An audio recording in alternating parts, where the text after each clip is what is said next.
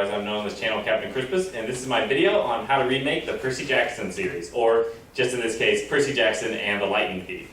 Now, these are my friends. I'll have them introduce themselves and say their favorite character from the books and their favorite book in the series. My name's Abigail, my favorite character is Talia, and my favorite book is probably Battle of the Labyrinth. My name's Josie, my favorite character is Annabeth, and my favorite book would have to be The Last Olympian. My name is Nate, my favorite character will be Nico, and my favorite book will probably be The Titan's Curse. My name is Logan, and my favorite character is Percy Jackson, and my favorite book is The Last Olympian.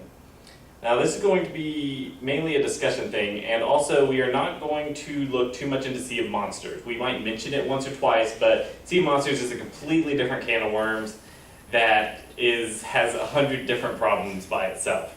So we will not be focusing as much on that one. So let's get started.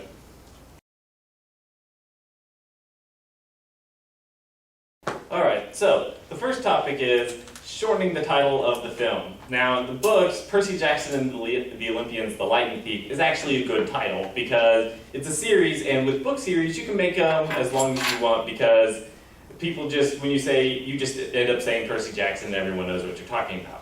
However, when it comes to films, titles should not be that long because you want it to be as memorable as possible. Percy Jackson and the Olympians, The Lightning Thief is like 17 syllables too long. What do you guys think? Percy Jackson and the Olympians, the Lightning Thief. Yeah, that's way too many. Yeah. Yeah. That's 14, 15, 14. It's 14. A movie title needs to be like maybe 4 syllables max.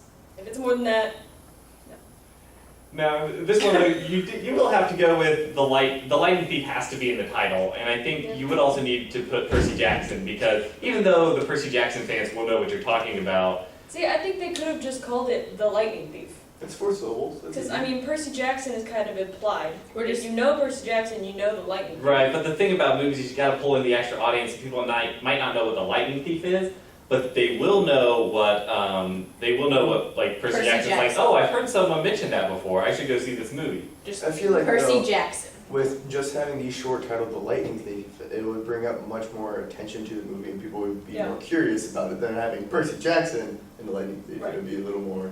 True, and Harry Potter did it with Harry Potter and whatever the book title was, but that's how the books were But titled. that's how the books were titled. Yeah. Although And- that would have made sense, though, to make, like, you see those trilogies of movies and stuff that have the initial title for the group of movies, and then each individual movie has a title, too. So it could have been Percy Jackson and the Lightning Thief, Percy Jackson and blah, blah, blah. And You didn't need and the Olympians. That was just unnecessary. That was kind of, I don't know why Riordan added that. I guess it was so that people who knew about Greek mythology would want to. For the books, it makes sense, but again, like, for the movies, it just needs to be shortened. So, a short title, Percy Jackson, The Lightning Thief, or just The Lightning Thief. Alright, so I think the second most important thing would be keeping the age of the characters about the same. In the movie, I think it's explicitly stated that Percy Jackson is 17 years old in The Lightning Thief. And he can drive. Yes, and he can drive, but also so can Grover. And I guess so could Annabeth, because she's 17 too. They're supposed to be 12. 12-year-old children. Yes. Now, and just like Harry Potter managed to do it very well. They got actors. Honestly, the actors weren't that good when they started out, but actually, but now, I mean, Emma Watson's one of the best actresses in Hollywood right now, I believe. They grew up with the story, and they got better over time. Which honestly just provides a more realistic feel to the movies because a 12-year-old kid isn't going to be good at life. They're going to be stupid. That's how life works. They're 12. It's okay for the actors to kind of suck. Which would make sense also why he has no idea of the Greek stuff, because by the time I was 12, I had a very limited knowledge of the Greek myths, but as I grew older, I read more and more about them and knew more. When you're 17 and 18 in high school, you're reading Greek mythology in your English class. Right, and that's just because that's the point that's where you'll learn a lot of that stuff, but these start out as bedtime stories for Rick Riordan's 12-year-old kid. And so that's why he puts it at 12 years old. And he wanted to make it relatable to younger children.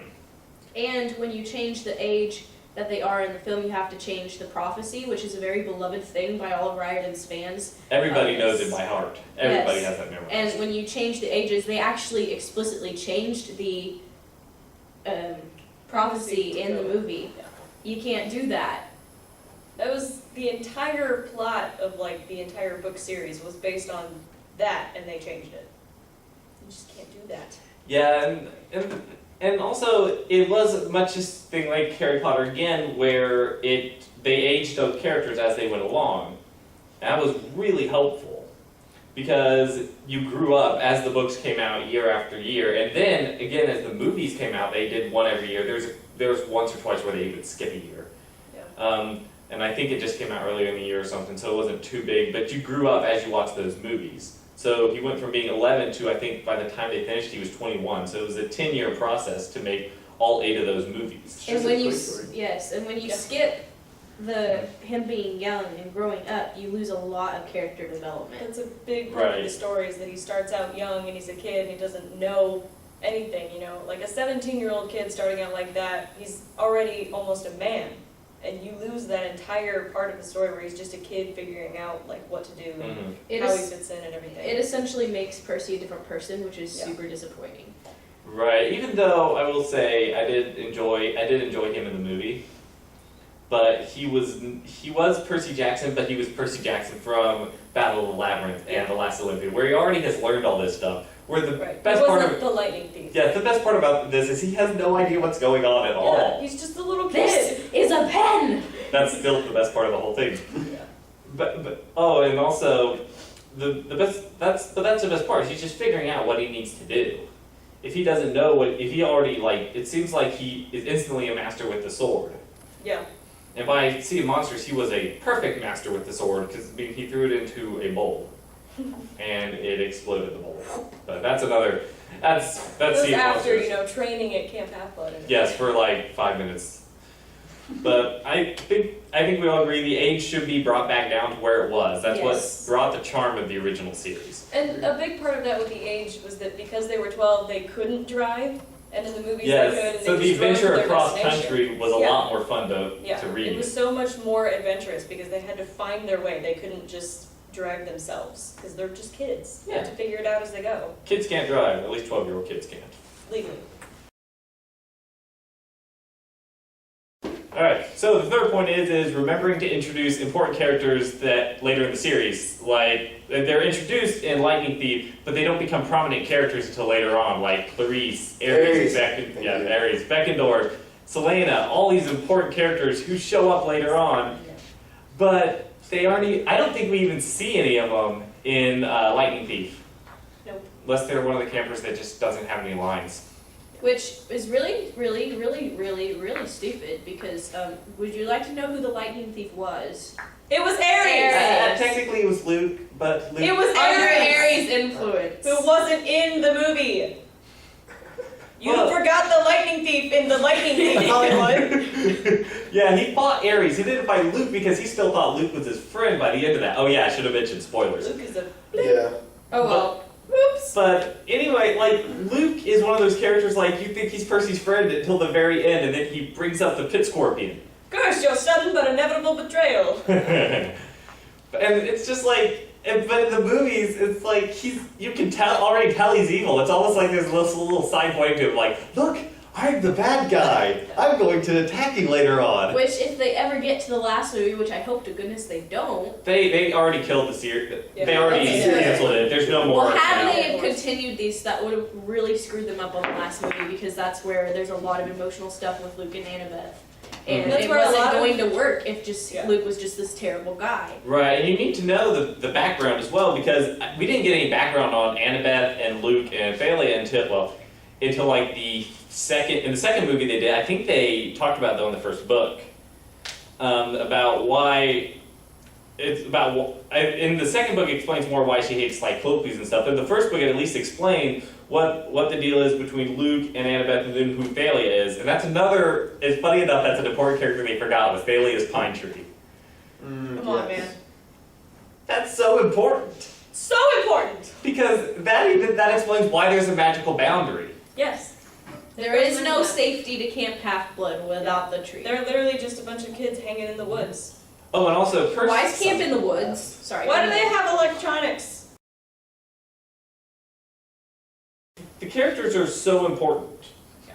Because it's sort of, with Harry Potter, it was a very similar thing because they had characters from later on. For example, it's been a while since I've read those books, but Seamus Finnegan, they barely talk about him, but they show him in the first movie, and you know who he is, but his parts, they become bigger. He shows up later on.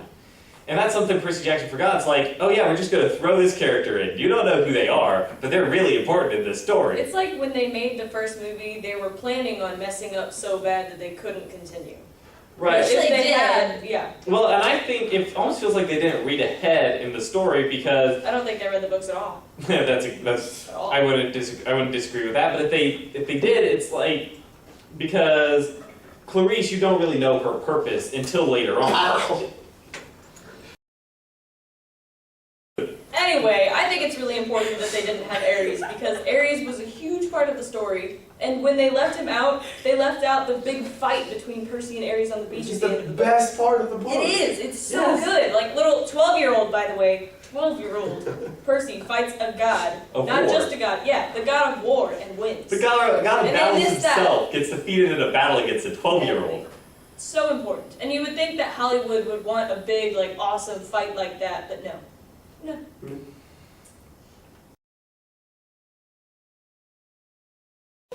Alright, so the fourth topic is sticking to the book's character description, which part of it they didn't do a bad job at. This is actually... Percy was perfect. Percy was If he awesome. was in Heroes If he of was War. younger, yes. But Percy was perfect. He was a Percy Jackson I knew, except for the fact they lost a little bit of his personality by taking away his humor, which they gave it all to Grover. Yeah, what was that? I guess they just wanted Grover to be funny. I guess he's the Grover's side not story. funny. Grover is awkward and weird and, like, gangly, and he doesn't know what's going on. What is this Grover talking to girls thing that seems to Yeah. be prevalent in the He's movies? he's so sassy in the movies. No. No, Percy sir. is the sassy one. Grover can't talk to women. He stutters and dies. Yeah. And he Yeah. eats cans and stuff. Like, that's weird. He's not a ladies' man. Nice Yeah. try, Hollywood. Yeah, and, well, and that's the whole point of, like, what they try to do, and this is movies in general like to have the incompetent hero, the funny sidekick. But in this case, it's the funny hero and the incompetent sidekick. Exactly. Which would work. It's a great flip of the script. You're taking this idea that's commonly thought of as, you're taking the common idea and changing it to make it different. And if they had given Grover's personality to Percy, Percy would have been the perfect Percy Jackson. However, what in the heck is Annabeth? What in First the of all, she's brunette. world? This is what her hair looks like. This. Yeah. This right here. This. Not that. And she's not big and buff and like Hollywood model gorgeous. She's a 12-year-old little blonde awesome person. She's tiny. She's small. Mm. And the thing is that they focus a lot more on the battle personality of her character. Whereas in the books, it's a lot more, she has the wisdom, she has the battle strength as well, but she's also really wise, and she also really dislikes Percy in the first book. She's Yes. gonna be the girl that's gonna go sit on a log at camp and sit there and read a book because she feels like it. She's not going to be the one A who's... book in Greek. Yeah, she's not going to be the one who's out there on the field practicing for hours, perfecting her combat skills. She would Although much she rather does read a do book. that. She just she spends does a that. lot more time working on the intellect part of herself. Mhm. That was one of the main things is that in the movie you can't really tell what the different cabins are. There aren't any cabins, first of all. Yeah, there are no cabins, there are tents. There's sort of Percy's cabins. is on the lake. Yes, Percy's What? doesn't look like it did in the... Also, where's the ocean? Where are the strawberry fields? Where's the big house? Where's camp? This isn't camp. Yeah, camp was weird because the best part about the movie was, and I guess sticking to even the character descriptions, the descriptions of just the places too in general. It was, the camp is like one of those cool places, it's like, I wish I could be there. And if you build a set, it actually feels like you're there, to a certain extent. But I feel like they just went out into the woods and just set up some tents and were like, alright, this is good enough. Well, It's not. technically there it's a camp, but it's not Camp Half-Blood. Yeah. And there's, plus, Camp there's... Half-Blood is like a permanent camp with built-in cabins and bathrooms and a house, not like tear down tents and stuff. Mhm. And that's just like the weirdest thing because I know people would love, like that's one of the things, people love going to New Zealand and visiting the sets of The Hobbit or Lord of the Rings. Here, you could visit the set of Camp Half-Blood. It's like the dream of tons of teenagers and even people like me people like us who are past teenagers now. Hoorah, adults! Young adults, JK. which the books are. Yeah. Books are young adult novels, so that makes sense. And we read them when we were young adults. Mhm. And now we still love them because they were so well written. Yes, and one of the main things about, and then there was one other character, Luke is actually pretty good. I liked his character, he was a little bit too much like, you can see I'm the bad guy, That's true. which ruins the entire feeling, because the best thing about him was like, hey, I'm not the bad guy in any way, I'm just the guy who's trying to help you out. He even gives Percy the shoes, which we learned later on is terrible. It's a trap! It's a trap. But and then even the throne room at the end. The cool part about the throne room was each throne was supposed to represent what the gods were all about. I mean, Poseidon had a cool fishing chair with a trident. Zeus had the big nice throne. There was a lot of Hephaestus. thought put into the individual gods and their children. Mm-hmm. And here it's just sort of like, yeah, they're demigods. They fight. This makes them special. And while they did have the ADHD and dyslexia part, which I'm very glad they kept that in, but they didn't focus on that as much as they did in the books, which I feel if they had explained that a little bit better, it would have made more sense instead of just, you can read ancient Greek now, because they still have problems reading ancient Greek. Yeah. Yes. The dyslexia didn't automatically translate it for them. But it was more, they could read it better. And I think when you miss all these important descriptions, it changes the whole feel of the movie. And if the change of the feel of the movie changes, then it doesn't feel like Percy Jackson anymore. It feels like a whole different idea.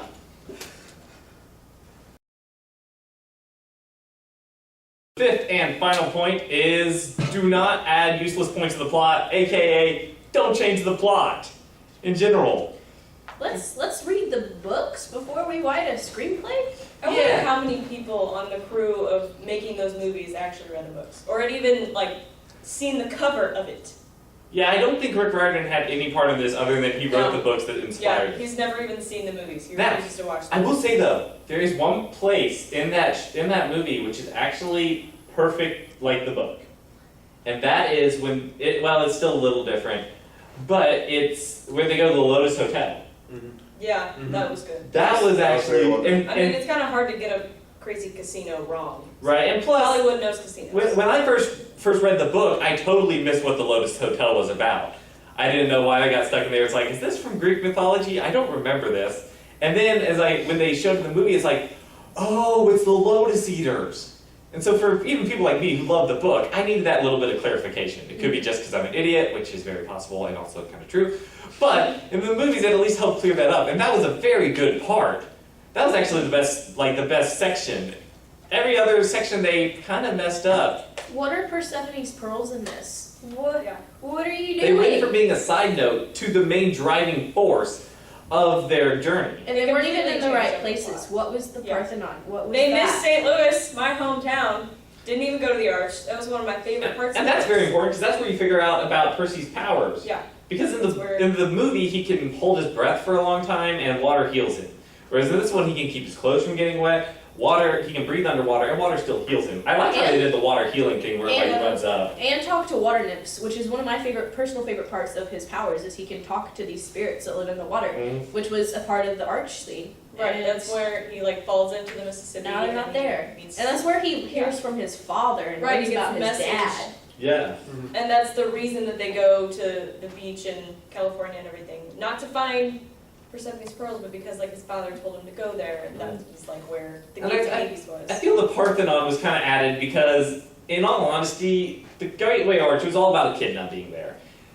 No one really knows who Echidna is, to be honest. Unless you know your Greek mythology, you don't really know who Echidna is. So that's why they added the Hydra, which he But does. it made a lot more sense to go through St. Louis than go all the way down here to the Parthenon and then go back. Well, they had that weird map that like showed them where the Persephone's pearls were.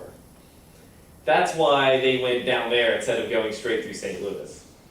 I still think they should have gone through Mm. St. Louis. And I did like I did like though how the entrance to the underworld was under the Hollywood sign. Yeah, that was good. Yeah, that was actually really accurate. And it's like so that's where this movie came from. This makes complete sense now. And that's where after that part, that's where you find out all about how Grover is like the really sassy guy.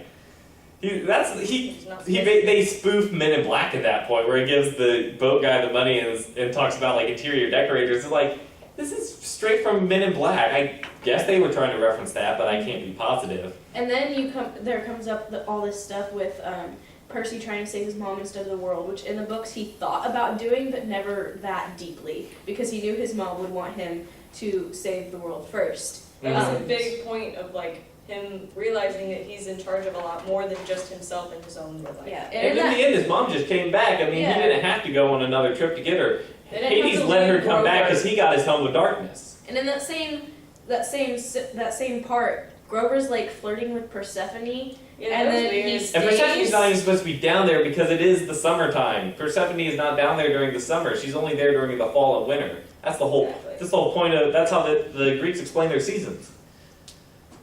They just miss a lot of stuff in this movie. I did like how like sassy Persephone was towards Hades, though. I did like that. And she even knocked out Hades with the lightning bolt, which I have to admit that was kind of cool. I laughed. They did mess up the lightning bolt, how the lightning bolt looked a little bit, but in the books they explained when Zeus grabbed it, it did turn into the normal-looking lightning bolt that we would think of.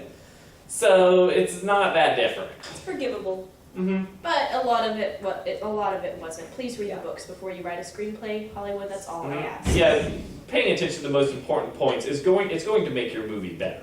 If you're making a movie based on a book, you probably need to follow along at least the major plot of said book. Mm-hmm. You can't just take the characters and make them do whatever you want. Very true.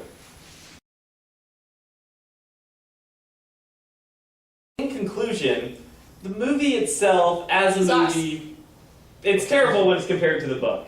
It has nothing to do with the book. As a movie itself, it isn't bad. It's still terrible. The actors are pretty good. The music is actually pretty great. I have some of it on Spotify, personally. But the storyline. Storyline is what holds it all together and makes it Percy. And And it was bad. yeah, it was bad. And the funniest part about this is that the first two Harry Potter films are very accurate to the book, and the only reason I bring that up is because the director of the first two Harry Potter movies, a guy by the name of Chris Columbus, he actually directed the first Percy Jackson film. Not to be confused with Christopher Columbus, who discovered the Americas, but not really. Continue. Yes. But he also made this movie, which it's so surprising. It's like the Harry Potter movies, they follow the book very well. And he knew what to cut out, but then it's like, cut to a few years later, because I think this was 8 years after the second Harry Potter film. And then he made this one, and it's just sort of like, How can you go from so great to so crappy? right, It's where'd like your he- sensibilities go? He was so confident in those first two that he did for Harry Potter that this one he was just like, meh, let's just Oh, just no, it slap turned some out stuff awful. together. Yeah, and then the second one they brought in Thor Frudenthal, who worked on the Flash TV show, which is my favorite TV show. And that's a really great show, and I think he also worked on a couple episodes of Psych. I think he directed a couple episodes of that. But once we get talking to that one's going to is a completely different set of issues. But the best part is that these movies can be remade. They are books. It's not, and people are not going to have any. Well, the fans are going to have huge expectations on you. But Yes. those who went to go see the original movie are going to be like, it could be good, it could be bad. The movies on the Rotten Tomatoes both of them land around the 50%. I think the second one's a little lower, and I think the Because it first one, sucks. yeah, I think it's like 49% or something. Salty. Still bad, A little bit. but it's not like terrible. It's not like down to like 8% like Fantastic Four was or anything like that. They really just need to reboot these movies and just Yeah. do them completely over from scratch. Nothing to do with the first ones because they're sucky. Reboot Yeah. the movies, do an animated TV show like Avatar: The Last Airbender, Which that do would be kinda something cool. That would be different. neat. So, in conclusion, the books are amazing. The movie is terrible. And this review is over. So, this is how to remake Percy Jackson. Till all time, see you later.